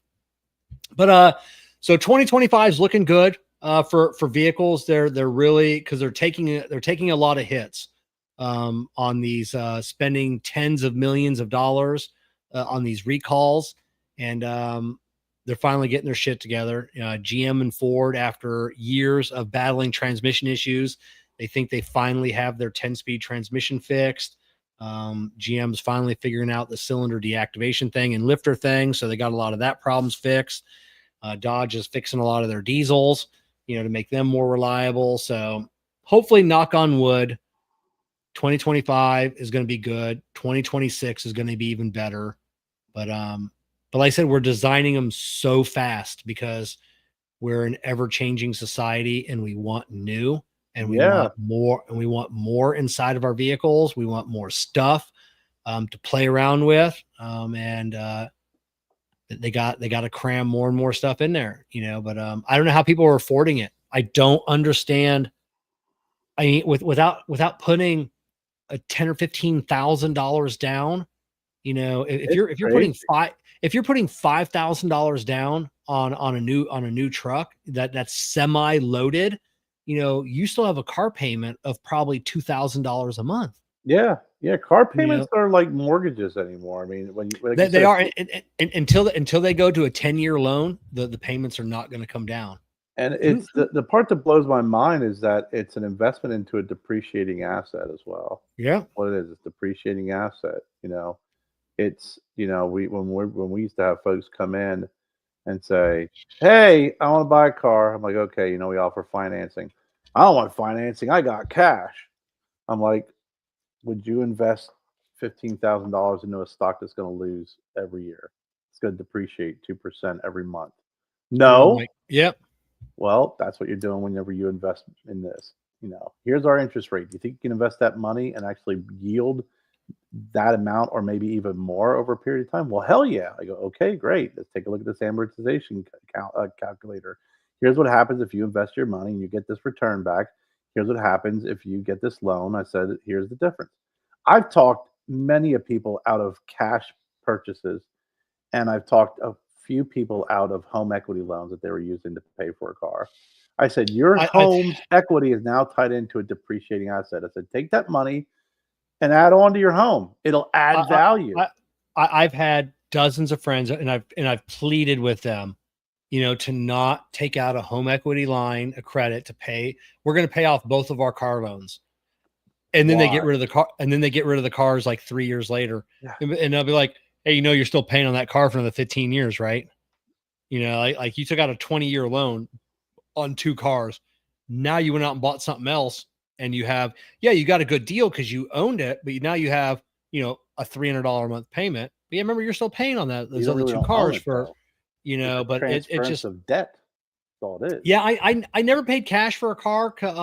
Like I said, but until recently, I always got a 1.5%, 2.2% loan. I'm like, I'll just take that because, why take money out of an investment or anything else Right. that's making me 7 to 12%, whatever, That's what I'm saying. that's good. That's going to Yeah. make more. But when I bought my truck now, I'm hoping this year the rates go down.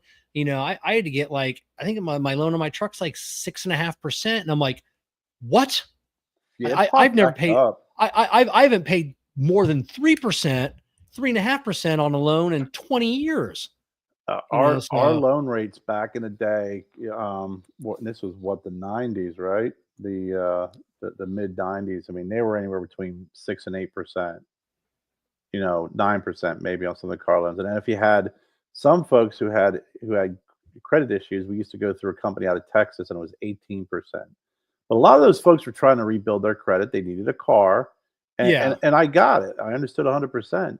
But I'm telling you, I talked so many people out of paying cash for their vehicles because, to your point, here's our interest rate. How much money can you make if you invest this money? Hey, you're taking out a home equity loan. What's your interest rate? Oh, it's a great interest rate. It's only like 3 or 4%. Okay, great. Why don't you freaking build onto your home and get a freaking automobile? Because if you're going to basically you're at this point you're not buying, you're looking at it from a perspective of you're buying a monthly payment, you're not buying a car. And if you're buying a monthly payment, then you will jump at anything in order to get the monthly payment that you want, and you'll make unwise investments with your money if that's what you're shooting for. And it doesn't mean that I'm not understanding of needing to be a certain monthly payment. I get it. We've all been there. We're all there. um but I'd have people come and go, "Hey, I want to buy a car and I don't want to pay more than $200 a month." I'm like, "Great, right there's don't your ever, car." And they go, don't ever say that to the dealership. "Oh, Yeah, I've had people coming in, but you say it all the time." I go, "Great, I can get you a car right there." yeah. The Hyundai Accent, I want a bigger car than that. I'm like, "Okay, well, you told me you want $200 or less." I said, "I could probably get you that for 180 if you have good credit." But that's a Hyundai Accent. That's like I took a shit this morning bigger than that car. I'm like, I realize that. Now, I'm going to ask you again. Do you want to buy a monthly payment or do you want to buy a car? Because if you want to buy a monthly payment, this is what you're going to get. I can take you that. Yeah. Or if you want to pay a little bit more, I get that Dodge Neon, and it's probably going to blow us rear main seal in about 10,000 miles. Yeah, I can get you in that Cadillac, but I need $5,000 down. Right. Or I need $8,000 down. Well, I can't afford that. Well, then, you know, what are we doing here? Because You know, the dealership will always get you your monthly payment. Yep. They'll it's always just get you that. moving You're money like, around. it's a 7-year loan. You know, it's like, ooh, you know, and Cowboy Karate. Yeah, that we within the next couple of years, we're going to see 10-year loans. If we haven't seen them all, there's got to be someone out there doing it. You know, they're already at 7 years. They do balloon loans now, interest like Yeah. a balloon mortgage.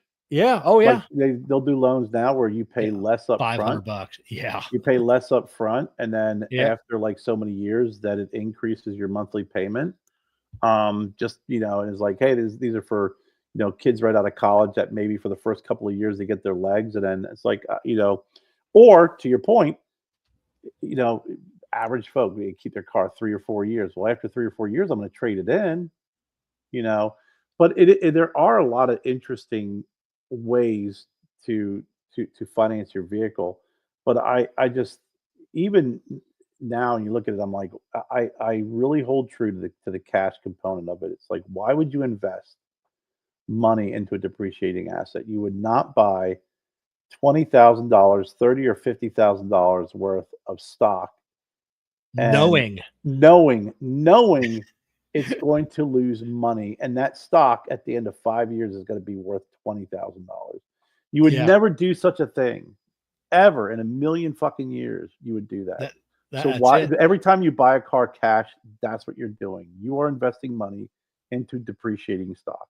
That's it. And remember, the dealership doesn't make any money on cars. So the dealership, when they buy a car, that's what pays the salary. That's what pays for the dealership to break even for the month. That's the only thing a car does. The service department is the profit.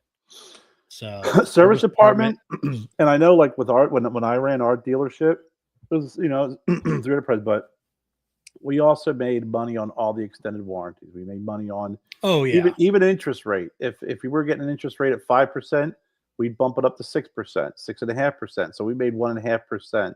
Now we would get that money if that loan was paid off early. Then, you know, we'd have to give some of that back, and we always had that kind of up and down. But overall, that wasn't the case. Or if they traded their car and the loan was paid off, but that wasn't really it at all. But that's, you know, we basically took the car out wholesale, and then we would mark it up, and we would keep it always under Blue Book value. You know, I think at the time we were using the NADA book. I think it was more the NADA.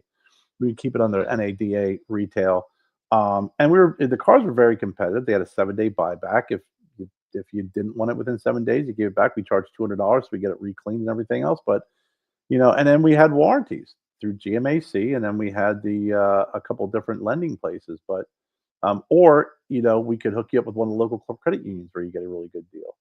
Yeah, but at the end of the day, it wasn't like this great big profit, you know, center. I mean, it was, you know, like you said, I mean, we made enough money where, you know, we would be able to pay the folks, you know, who were selling the vehicles and working for us. But you know, yeah, when I bought my truck, I brought in a blank check from my credit union, and I said, yeah, just fill it out. You know, I'm golden, whatever, you know, up to whatever it was. You know, and I was well below that. And the guy's like, well, why don't we run the credit and see if I can get you a better rate? And I'm like, yeah, I don't want another hard pull. You know, and the guy's like, I think we can do better. I think we can do better. And I'm like, all right, I'll suck it up. See if you can do better. And he comes back and he goes, we can get you the exact same rate. And I'm like, yeah, I already have the check. And he goes, well, what if I can do, you know, 0.5% better? And I said, listen, I know how this works. You've already called the bank. They've given you a number. You've marked that number up so you can make points on it. And I'm like, I told him, I said, I'll split the points with you. You know, whatever you're marking it up. I said, I'm going to need at least 1% better. And I can't do that. And I'm like, that's fine. Just fill out the check, man. And he goes, yeah, but it's like 0.5%. It's going to save you this. And I'm like, yeah, but I said, it's the principle. I know you're making money. Yeah. I know you're making money on this deal. And I'm like, I'm just going to give it to my bank. Yep. You I know, know. I know you could do better. I know you could give me a better deal. But I you're know you choosing can give not me to. another. Yeah, I know you can give me another point. I know you Right. can. Yeah. I know you're probably making 3 points on this deal, you know, and yeah, so he lost it. You know, I'm like, whatever. So it's up to you, bro. You know, Dude, I don't credit care. unions. You know, but credit unions are still, you know, yeah, there's no more of this 2%, you know, No. so No, we used to do a promo with credit unions every year during the summer, and they would run promos for a couple of weeks or months beforehand, and then we would ship all these cars to their location, to a location, and we would park them all in their parking lot. And then the next day, people would just show up who were already pre-approved. They did have some folks that were not, but you'd have everybody who already was pre-approved and just would test drive vehicles and buy cars. We got paid $100 a car to sell them. It was like yeah. shooting fish in a barrel. I mean, it was actually it was pretty competitive too, because we'd be sitting there like moving cars at 11 o'clock at night, and people would show up. Hey, I just want to see what the cars are like. Hey, I like that car. Can you hold it for me tomorrow? We're like, yeah, come see me. And they're like, you can't do that. And I was like, Yeah. stop me. you know, and it was like, by the time 10 o'clock rolled around, you made $1,000. You helped 10 people. But it was so successful, the majority of the time. We had a one season that was pretty bad, but I mean, it really went over well. Some of the credit unions, we'd leave with, hardly any cars and a bunch of shit trade-ins, that we had to either ship back or drive back. Yeah. But I drove home a trade-in. It was a van. The person wanted it delivered after work, so I had to drive from Harrisburg to Allentown, which is probably a solid hour and a half, maybe 2 hours, right? Um, it was December, freezing in Pennsylvania. Did the whole paperwork. I got in their minivan, half a tank of gas. I'm like, perfect. I'll start driving. I didn't even have a winter jacket. It was like one of those things I just had Yeah. on a freaking suit jacket, and I'm driving, and all of a sudden it just dies. And it was right in this stretch between when 78 turns into 81. So I know that means nothing to you, but 78 goes straight across the state and then turns into 81. And there's a gap of like 3 or 4 miles where there's just no exits, no nothing. Thanks, Matt. And I stop Yeah. and I'm like, son of a bitch. And I look down, and it was back right. It was like I had the cell phones, right? I had my bag phone at the time, to give you an idea. And I called my dad, who was living in Lebanon at the time, because it was right at the Lebanon exit. And he picked up the phone. He goes, "Hello." I said, "Dad, it's Kerry." He goes, "Is it important? Because we're just getting ready to leave to go out to dinner." Huh. He goes, "I literally was leaving, and the door." I said, "It is an emergency," and I explained to him what was going on. And I called the lady, and I said, "Hey, there's something here about this vehicle I should know about." She's like, "What?" I said, "I just died." I said, "I still have a half tank of gas." She goes, "Oh, the gas gauge doesn't work. It's stuck on a half a tank." I was like, information that would have been really helpful, because you're trying to freaking hoodwink me to get every dollar out of your car.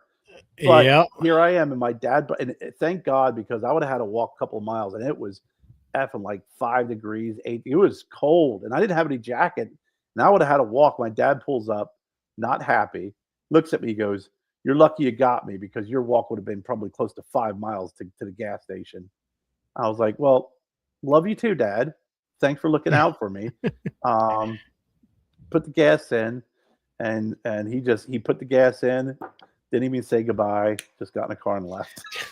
Jessica used to run out of gas a lot. Her dad used to tell me back in the day, all the time he'd have to go and give her gas. And I remember when we first started dating, and first it got pretty serious, and like the starter went out on her van or something. She called her dad, and he's like, your new boyfriend's a mechanic. Have him take care of it." That's And great. yeah, he was relieved. But I I went was down gonna years say that was ago. probably his happiest moment is when it's like, Yeah, "Hey, this is Kevin, my boyfriend. He's a mechanic." He's like, "Thank God." yeah, and I had to go repo a car. My sister's boyfriend, you know, it was in her name. He kept it. They broke up, wouldn't give it back to her. So Oh, me and my buddy Brian drove down, and she drove us down and to go pick up this Mustang. And every time you came to a stop, it would stall out and like it wouldn't want to restart. So you'd be cranking it, and we had to go through a toll, you know, over the Skyway, and so ah. we actually had to stop well before the toll, walk up to the toll driver, and said, "Listen, it's going to take us a minute to get this car started. I don't want to back your toll up.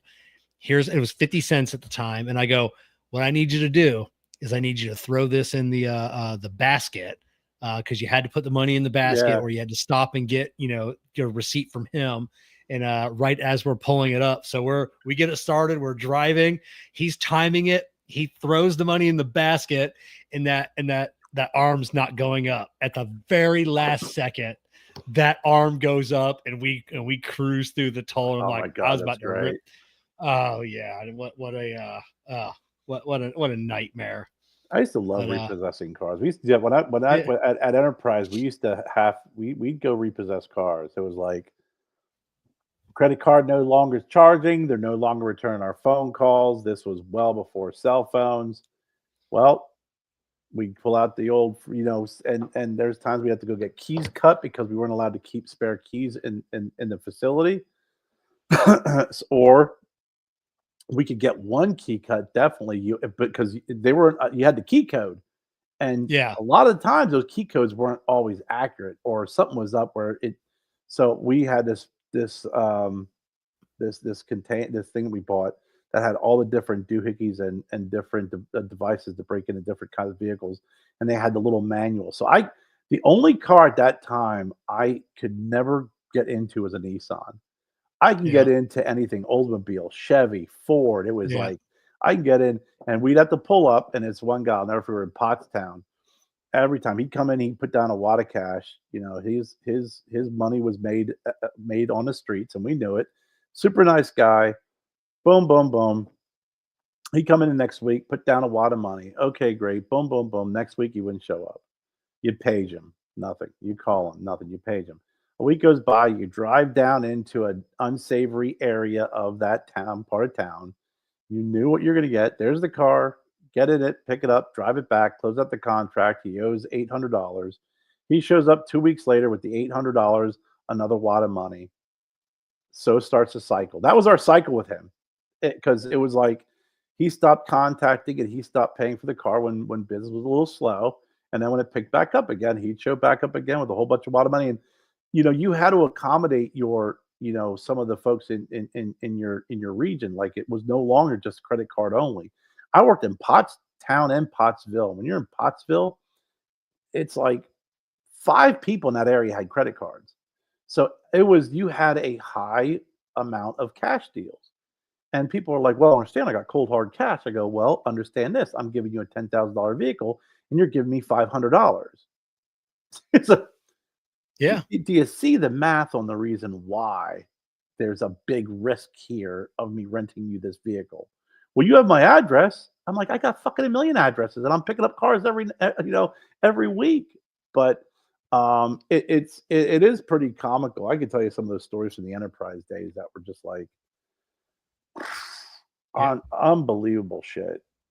Tracy, Unbelievable. I think you're the only one watching on Facebook, Tracy. I think everybody else is watching on YouTube and Twitter. That's probably why we've got tons of comments. Yeah. Just not on. I think you're the first person on Facebook. Yeah. Facebook is it. We had a local used car dealership years ago. Went to they would put like this little key code in your car, this little box. So you'd go in each week and you'd pay your $50 or $100 for your weekly payment, and then they would put in a key. They'd punch their number and their car would run for another week. And then if you didn't Oh, make your really? payment, Oh, wow. the car wouldn't start anymore. And then they went to remote disabling it. So Oh, you okay. could make a direct deposit, and then it would automatically send a signal to the car because it worked off of like a Just phone like the line or whatever. breathalyzer thing, right? You got to Yeah. Oh breathe into yeah. the tube to start the car. That's Oh, funny. yeah, those people are a pain in the ass because when they come into our shop and they're like, oh, I got a breathalyzer. I'm like, all right, just give me the number, and we'll call and have it disabled for the day while we're working on it. No, I don't want to do that. They charge me $100, and I go, I can't have you here every time I need to because I'm diagging a car. I can't have you come out every time in the shop to blow in this thing. I go, I'm not doing it. And oh, these other shops, I'm like, then take it somewhere else. Can't you I'm blow like, into it? yeah, what's that? Can't you blow it? Yeah. I'm So just joking. my other guy, Eric, That's will great. blow into it. Fuck, that's gross. No way. Somebody else's thing. But yeah, all they have to do is call, or we can call, with the customer there. Hey, we've got this car. We need the code to disable it, or if you can remote disable it, for 6 hours or 24 hours on the day, we're going to have the car, and then they charge the customer. Oh my God. Yeah. So 35 degrees, smoking a Tarano. Nice. So, yeah, That's not bad place to be. That's pretty funny. Yeah, I was joking around because I knew just the thought of you blowing into that tube probably just makes you want to gag. Oh God, not happening. And then like I said, and then there are times where the devices get hooked up pretty well, but then you're doing a diag sometimes, and it's just like it's leading back to what they tapped into, and it's like, God, what are you doing? It's like I don't want to work on this because did they hook it up wrong? They tap into the wrong wire. It's or do it wrong. And it's just like, I don't want to work on this. I'm like, I'm sorry. I'm like, I just tell myself, I'm not your guy. This isn't the shop for you. So take it somewhere else. I don't want to deal with your fucking nonsense. On your Have you had to work on a vehicle that was handicap enabled? Yeah, very rarely. Usually it's the minivans, and we depending on what needs to be done. Like I said, sometimes we don't, because we just don't have the the facilities to work on them, or or the lift space. And but we do try and accommodate them the best we can. I mean, we don't get into the diagnostic procedures at all, only because like the underside, like the fuel lines are now hidden, the brake lines are now hidden, wiring, is just because of the way they got to adapt the handicap van. So if it's like drivability issues, a lot of times like we can't get into this because it's just like these are hand built vehicles. These aren't mass produced. They're running extension wires, and it's just, we just can't get into it. It'd be too much. Right. So yeah. And then replacing components sometimes, and a shock goes bad. Well, it's not just a standard shock. Now I got to call the company and find out what shock they're they custom use. vehicles, because I know like for Enterprise, we would have vehicles that were equipped with hand controls that almost like it looked like it was aftermarket. Like, I'm going to put in this hand controller, which operates the gas, operates the brake, so everything can be operated up top. You ever see those? Yeah, not all the time, not as much anymore. We used to see them a lot when I was at my Sarasota location. It just reminds me of my good buddy Anthony. He died a few years ago. He was a dwarf, and he had pedal extensions on his little S10 Blazer. But there was enough of the brake and gas pedal that you could bypass the extensions. Okay. And you could just put your toe, just the tip of your boot, on it and work the gas and the brake, but you had to be real fucking careful. He took it to our local AMCO because he was having transmission issues. So he's inside signing all the paperwork to drop it off and have him look at the transmission. And all of a sudden he said he heard this big loud crash, and there everybody's like, what the fuck? He goes out, they rammed his truck into the side of the building, trying to drive it. And a little more than a toe. A little more than than that. But yeah, if you're, because they just unbolt, if they did in that situation, they should have just unbolted the pedal extensions. Yeah. And then you drive it like a regular vehicle, but yeah, it's the handicap ones. Like we every now and then, like, we get the vans and they're blown out shock, and hopefully they're like they use like a Monroe, and there's a part number on the shock. We can call Napa and be like, hey, what did this, give me one of these shocks. And it's like on a Dodge Caravan, like, oh yeah, that's from a 2005 Silverado, because you got to use a heavier duty shock because of all the, but if it's all the not, stuff that they carry in there. but if it's not on there, I got to call the manufacturer and be like, hey, I have this and this.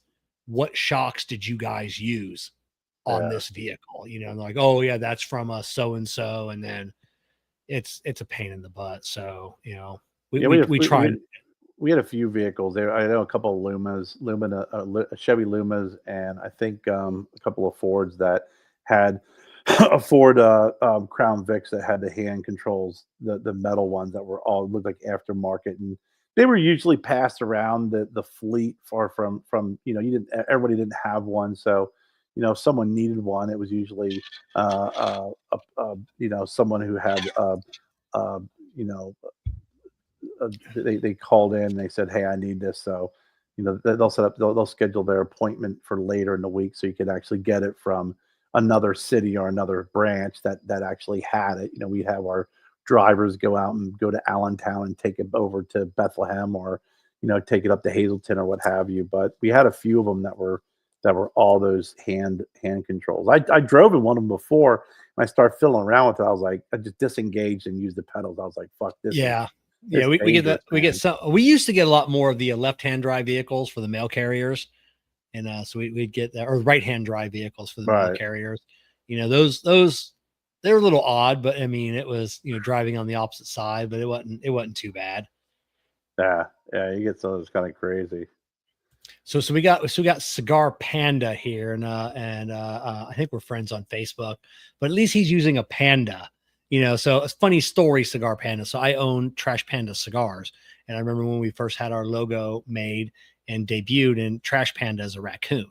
So I had so many people reaching out to me. Hey, I think your designer doesn't know what he's doing. They use the raccoon as your logo. And I'm like, that's a fucking Trash Panda. I go, that's what a Trash Panda is. It's a raccoon, so. Yeah. That's the joke. Yeah. Look at Tracy. I'm puffing and pondering while I'm sitting out in the cold, but enjoying the show. Listen, you shouldn't be if you're enjoying the show and you're smoking a cigar. The pondering there is complete. You have pondered the reasons why you're enjoying a good cigar. You're enjoying a good show. Just puff away and make sure the heater's on. Yeah, hopefully you got a good outside heater. It is now, I think, officially springtime here in Florida. I think we hit 82 today. So I think our winter has finally, last week was winter here in Florida. So a good thing that broke. So I think we're in the clear and we're in the spring. So I hope the next 2 days, it's been pretty cold down here. This is the coldest winter we've had in a long time. And today it got up to it was in the 40s. It's still 46 right now, right? But it was a cold 48. Normally when shit's 40s, because it's been getting in the low 40s, and it's when the sun's out, it's like the afternoon we get a couple of hours where it's really beautiful and very comfortable. But today it was raining and it was cloudy. So when you get 48 degrees with rainy and cloudy, for some reason that cold weather, with that humidity, it just kind of every joint aches at that point because it's a very cold 48. Tomorrow we're supposed to pop up close to 60 and it's going to be sunny, and then also in the 60s on Wednesday. So it'll be really nice to be able to have some windows open, get some fresh air flowing. I think at that point it's going to be nice, but it's been relatively chilly for being in South Carolina. We're in the foothills of North Carolina. We're in the northwestern part of South Carolina. But this winter has been chilly. I mean, it's hit some pretty nasty lows. We even got some snow this year, which wasn't much, but it's more than we've gotten over the last couple of years. So your 80s, good for you, Kev. I tell you, we had a company come out and do blow-in insulation a couple weeks ago in the whole house, and Jessica asked them, "It's like, hey, do you guys have enough to do above the garage? Because generally garages don't get insulated." And they're trying to give her some bullshit line about the house being built different. You don't usually insulate above the garage. It can't handle the weight. I'm like, that's the dumbest fucking thing I ever heard. And so they said they had enough. So they blew they did about 8 inches in the rest of the house. They had enough to do about 2 inches above the garage. And even that 2 inches, even when it's cold, it's probably 20 degrees difference, Really? like 20 degrees warmer Yeah. in that garage, even doing that small bit of insulation. It is. That windows, man. So, People don't realize just good windows. Fuck. oh yeah, the leaf and ash. I think I'm smoking or Giuseppe or something. I don't know. It's not San Giuseppe. I looked it up. It's not. I don't know what it is. That I did reverse search, and that's what came up. But his logo it's similar to that, but it's not it. Yeah. The key of doing a good cigar, a band that you can fucking read. If people can't read the cigar band, they're not going to buy your cigar. Probably why I haven't heard of this company. And and when you look them up, they do a couple of cigar brands for they do a Mickey Mantle collectible box. Yep. They do a John Daly. They do okay. Jose Reyes. So they do a couple of things like that. But honestly, when you're looking at it, his name that has the band with Robert. The band with the with that coat of arms, his name's on it, and it's a different coat of arms. Oh, okay. Yeah. So EVs keep coming down the alley. I don't hear them. What? He says EVs keep coming down the alley, and he doesn't hear them till they're right next to me because I'm facing away from the wind. That's hilarious. Hope they keep missing me in my lawn chair. Yeah. There's the for the Association of Blind People. They're really getting on. They want EVs to start making noise. Because really? they can't hear them at crosswalks, and it's being dangerous. So they're but then people want EVs because they don't make noise. Yeah. So it's kind of weird. Now going in reverse, you can always hear an EV. Those motors wind up in reverse, so you can always hear them things backing up. But yeah, going forward, I could see that. Elon Musk got in trouble by the I forget what was it, the NHSTA, because you can make the car make a fart noise, and then that was like against the law. Like it had, like if you wanted a horn, it had to be within a certain. Usually, it's F major is what a horn honks in. Mm-hmm. So you do have a little bit of range, and he wanted the horn to make fart noises. He got in trouble, and they had to disable that. But yeah, no shit. Poor Elon. He gets too much shit, that guy. That he does. So he does. All right, Kerr. I think it's I just like zipped by. Man, yeah, like that was a 2 hours. Yeah. That was a fast show. So this coming up Monday, we do not have a Puff and Ponder podcast because we got our first episode back of the I'd Tap That Cigar Show. So we're going to be doing that once a month. And then 3 times a month, we'll be doing the Puff and Ponder podcast. So tune in. And most people watching this, it's going to be on the same channels that you're watching it now. So we'll be going live next Monday, but we'll have a guest. We got I forget the owner's name from the company Kerr was smoking earlier. Now I can't remember. The Drifter Cigars. Drifter Cigar Company. So super cool to find out some info on that company. Good cigar. So, that's why I'm smoking the Hooligan. It's a really good, tasty cigar, and looking forward to get back and do a show. It'll be get back in the saddle, and after we do that show, we're gonna be like, man, I really do like those. It's gonna make us appreciate the Puff and Ponder even more. Oh yeah, for sure.